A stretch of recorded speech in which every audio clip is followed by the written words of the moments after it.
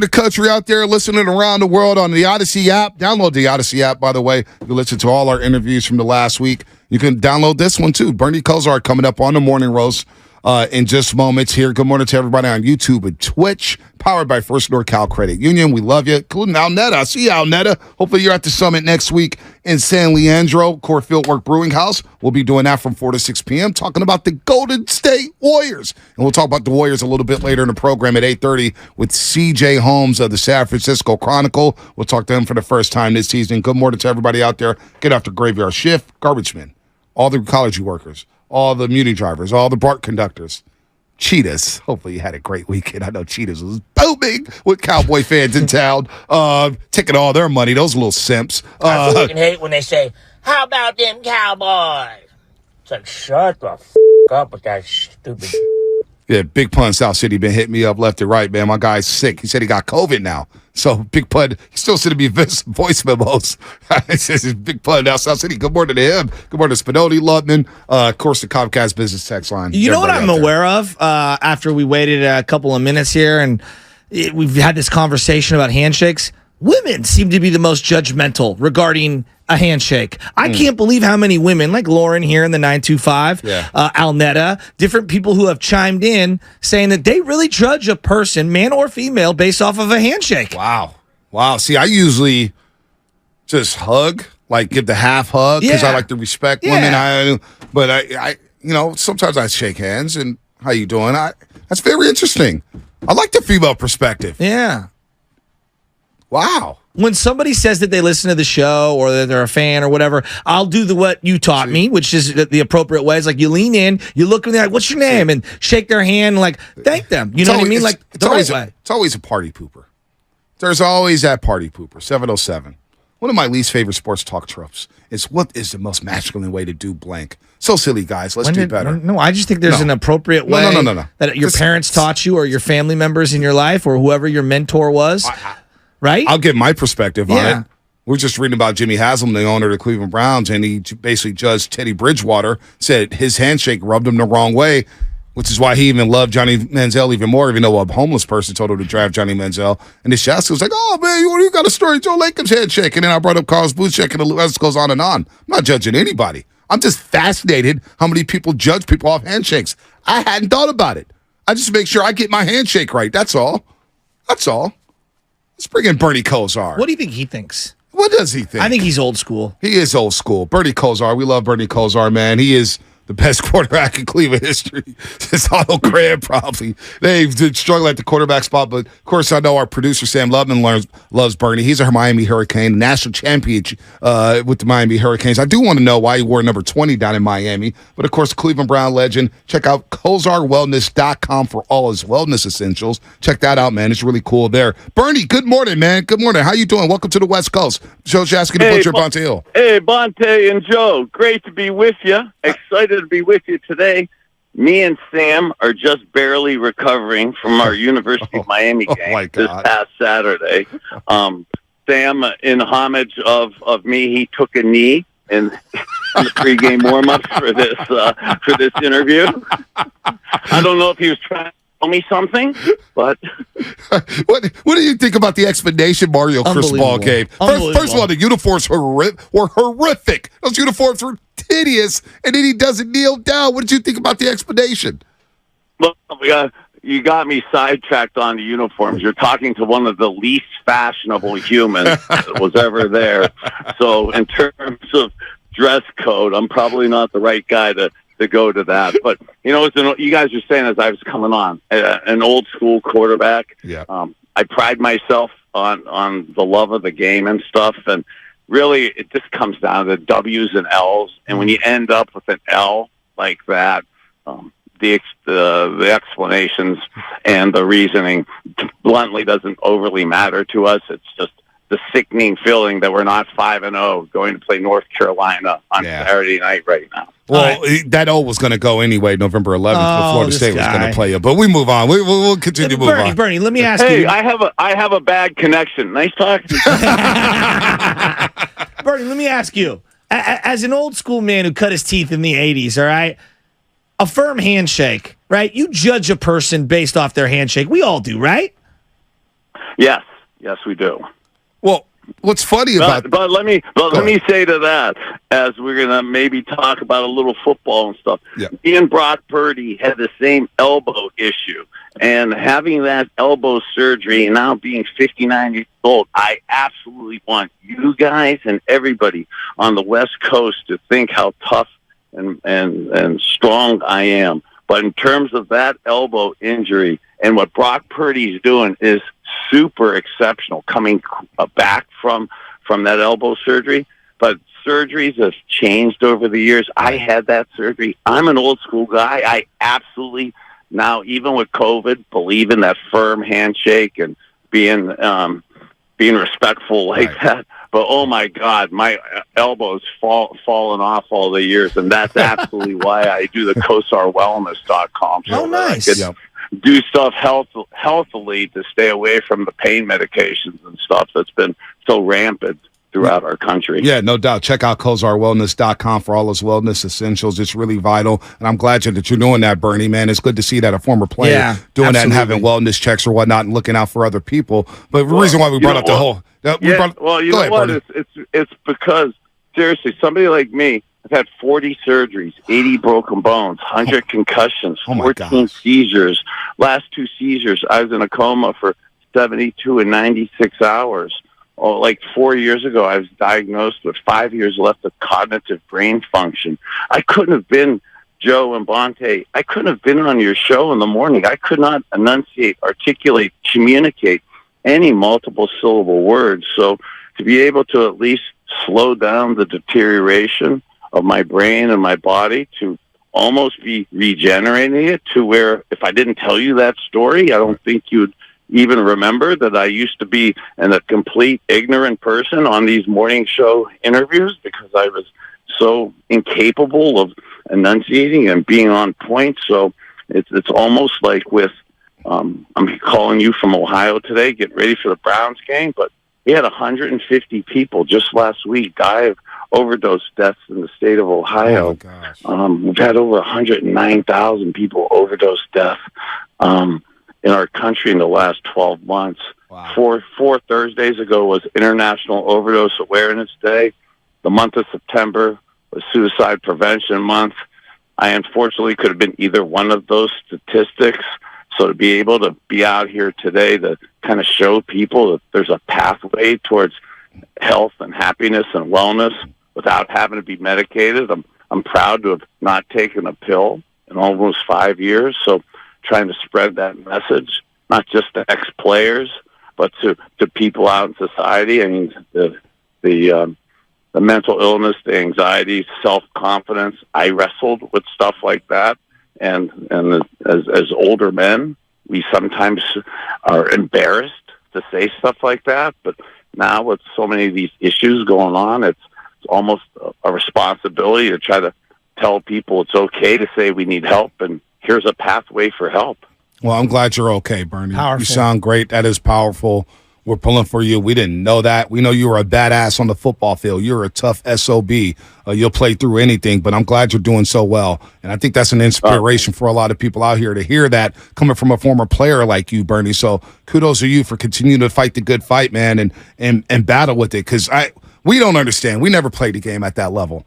And some of the hits that you guys take, and you talk about Brock Purdy coming back, I think that's been the most underrated aspect of his season so far is that he did come back from torn UCL surgery and was there for training camp, the start of training camp. And you look at the velocity, you look at his accuracy, 9 touchdowns, no interceptions. His offense is averaging over 30 points per game. It does kind of get swept away because of how well he's playing, but we didn't think he was going to be back for week 1 and how well he's playing there for a 7th round pick, the last pick of the draft. It's really stunning, Bernie.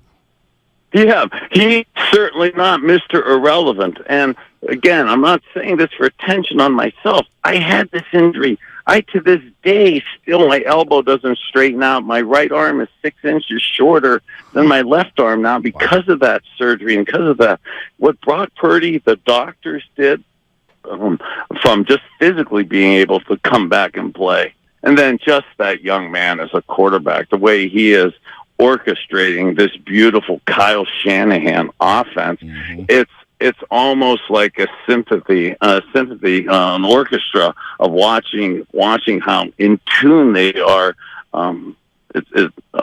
It's a beautiful thing to watch. And then you couple that with their defense right now. You can see it's a tall order right now for Cleveland. And if I could plant a seed out there in San Francisco, can we hopefully hope that the 49ers are content and happy about their game against the Cowboys this past week, and they look past this little flight to the East Coast? I doubt that. Okay, I doubt that too. It's competitive and solid and strong as Kyle Shanahan and John Lynch are. I mean, a tribute to them and ownership. I'm from Youngstown, Ohio, so I'm massively biased towards John York and Denise DeBartolo York. Their ownership group's phenomenal. So the organization, what they've put together, coming back to Northeast Ohio. Kyle Shanahan was here 5-6 years ago before with this ownership group. So there's some familiarity with the area here. So I'm probably grasping at straws to think the 49ers are going to look past this game, but it's an important game for the Cleveland Browns, given what happened with Deshaun Watson last week and playing against the Baltimore Ravens. What are your thoughts on Deshaun Watson? I mean, like when I think of the Browns and close my eyes, you're one of the people that I think of, and clearly you're still out in Ohio, and so I'm sure you're following the team. Just give me all your Deshaun Watson thoughts right now. So one of the main things about playing in that, like I was one of those old school guys that the doctors had to take my helmet away, and even if they did, I was still going to play. So I broke my ankle on Monday Night Football on the first series of the game back in the early 90s. I played the whole game on it. So There's things in your body that you could do, and sometimes you could play to a level of play that you are contributing and you feel like you could get to the W and stuff. The one thing with us quarterbacks, and you hear me, and I want everybody in San Fran and out west think I'm a tough guy and I'm not complaining. That elbow issue I had, and even through shaking hands, which I'm embarrassed to admit now is a massive issue for me, let alone throwing passes. So that's my elbow. I'm not trying to make excuses for Deshaun, but in the rotator cuff, if that really is, and that's an individual thing, if that's in there and you can't drive the ball outside in the massively windy stadium of Cleveland, it's one thing to be tough and want to play just because you could gut it out, but being tough and gutting it out, but then not being able to throw and you're a quarterback is a massive issue. So if he didn't feel he could throw, I understand that, but that's the tough part about being a QB right now. And there's hopefully with the week off, it's dissipated the inflammation, so that he's able to play against 49ers. The 49ers defense, it's no secret how awesome they are. And one of the things that Deshaun did have his best game as a Cleveland Brown against the Tennessee Titans, he was taking what the defense gave him. He was using the checkdowns. He was using his legs. He used his legs exceptionally. When you have the rotator issue and you have a pass rush like the San Francisco 49ers, throwing is maybe at the beginning of the game is one point, but as the game goes on, if he's going to use his legs, the 49ers and their physical presence is going to probably compound the issue within his shoulder. No doubt. Bernie Kosar here on the Morning Roast on 95 Silver the Game, a Super Bowl champ and national champ at the University of Miami. And when we think of Cleveland Browns, we think of Bernie Kosar. But why has it been such a struggle for the quarterback position, especially with the new Cleveland Browns? What, Joe, you had 35, 36 quarterbacks that have taken snaps since 1999 when the new Cleveland Browns were formed. You talked about the win in the stadium. Starts. 35 different quarterbacks starting for that team. You talked about the win in the stadium. Is it the weather? Why haven't they been able to figure out the quarterback position? You're out there in Ohio. You played. Heck, they even cut you, Bernie, which is insane that Belichick did that when you were the best quarterback in Cleveland for a long, long time. What is it about that position that they just can't figure out in that organization? Well, thank you for kind of bringing myself up. Me and Sam are talking about the 40-year anniversary of the national championship. It's the 30-year anniversary of the Super Bowl. I don't want to bring up the Cowboys 49ers NFC championship game from 1993 and that. Hey. No question the Browns, we've struggled from not just the quarterback position, really this century. If I say a joke in Cleveland, I say this as a wannabe humorist, so don't overly take me serious, but there's a direct correlation, I think, to the not success that our Cleveland Browns have had throughout this century. I think people think I was actually better than I was because that was the last time the Browns actually won a lot of football games. No, it's the curse of Bernie. That's what it is. The curse of Bernie. They haven't done anything since you left. I don't want to have any curses like that because, like, being a homer and being from Northeast Ohio and being a Browns fan and really growing up with it, you guys are so awesome at the beginning as I was coming on. This new stadium that the 49ers will be coming into, I sat there for the first game with Otto Graham. And for Bonte and Joe, for you guys to put me in the same breath as the best quarterback in Cleveland since Otto Graham, that's massively humbling. So, no, we grew up watching you, Bernie. Yes, the sidearm, absolutely. You playing for Marty. The Browns, like growing up as youngsters, we still talk about the Monday night game. Steve Young was smelling salt. You threw the touchdown pass to Michael Jackson. There, 23-13. We remember that like it was yesterday. Black visor on the helmet. No doubt. Michael We Jackson's remember helmet. like when we collected cards. It was Bernie. It was the Steelers. You guys own that division and had some iconic playoff games, of course, and they just haven't. You know, they've been the laughingstock of the league for so long. And like it feels like the NFL, feels like the entire league has been waiting for the Cleveland Browns to pop. And they finally have a defense that's looking legit. Like this defense is a Super Bowl defense. Our defense is looking legit. Our pass rush is like the 49ers pass rush. So seeing front fours like this is awesome. I kind of chuckle at how you were talking about the 90s and some of the games, and I was thinking of a lot of my health and wellness stuff. I was forced to do it because Ronnie Lott gave me probably half of my concussions that I was talking to you guys about.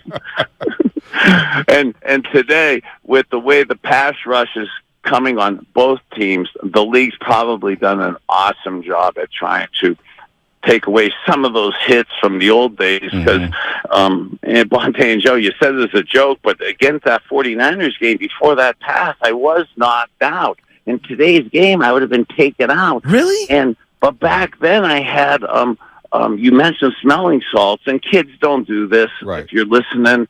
But back then we didn't know, and you didn't know what concussions were.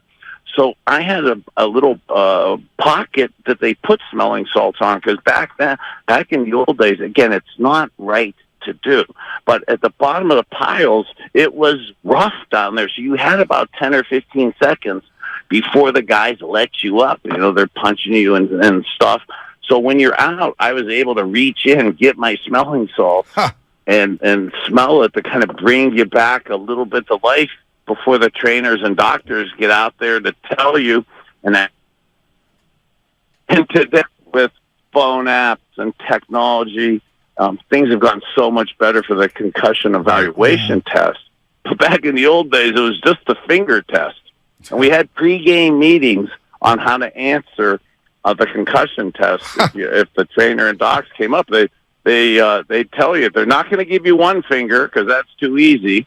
And they won't stick up three fingers because you may miss that one. So it's always two. Okay. So in that game, I was impatient, and the doc's up there yelling, and he goes, "How many fingers do I have up?" And before he put them up, I yelled 2. And he goes, "You're cheating." He goes, "You're lying. You made that up." I go, "No, I must not be concussed. I'm Nostradamus. I saw the future. I knew you were going to put 2 up." Oh my God, that's incredible, Purdy. I'm not embellishing either. No, you're not. No, I believe everything you said. I do got to ask before you leave. Yeah. Cesc, I know you got one more. How the hell were you? Why were you wearing number 20 at the University of Miami? I always wanted to know. I watched the old footage of the Orange Bowl when you guys beat Nebraska, Howard Snellenberger. You were wearing number 20. That was like sacrilegious for a quarterback back in the day. How'd you wear number 20? You know what? Thanks for asking that. It's maybe a little long-winded and stuff, but I really believe in never quitting. And Coach Snellenberger, I was probably fifth string back then, and I was so far down the totem pole that in high school, too, that I wasn't a starter, that they ran out of quarterback numbers. So they didn't have the 12, 13, 14, 15. And I was super skinny, so I didn't want a single-digit number because I looked like a string bean pole right there. And then I get to college, and I'm with Vinny so I'm on the depth chart. So I was actually going to transfer and quit. And Coach Snellenberger goes, hey, anything in life that's great, everybody wants it. So even though you're fifth string and you got some non-quarterback number 20, he goes, if you quit and run from a challenge now, your whole life you'll quit and run from a challenge. So I stuck with number 20. I stuck it out. And he goes, it's better to do your best and fail at a young age so that you don't have self-doubt or not understand as you go through life. And God, it was some of the best advice to not quit and go through it and take the beating for having an awkward number like number 20. And then I was going to try to be 20 in the pros.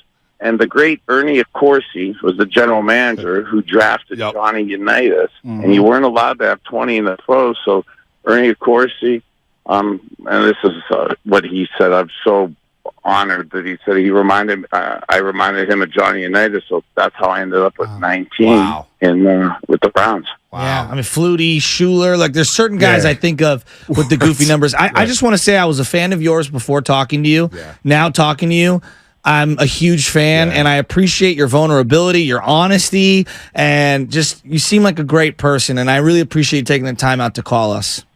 Awesome, guys. No, I appreciate talking to you. Hey, and not because Sam's the producer, not because I'm a University of Miami person, but I genuinely say to people, for families and people out there struggling and stuff, I use the phrase "you matter" because I so believe, not because of the University of Miami, I so believe in self-confidence and self-esteem.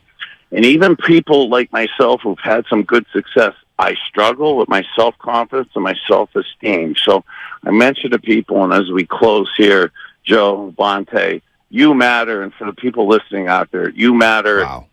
Stay positive. God bless you. Wow, God bless you too, Bernie, man. Anytime you want to come back on, we love to talk to you. We didn't get to half the stuff we wanted to get to. Great stuff there. We're bigger fans because of what you said. Again, check out KosarWellness.com for all his wellness essentials. KosarWellness.com. Bernie, you're the man. Thanks so much for the time today. Guys, God bless you. God bless you too, Bernie. Wow.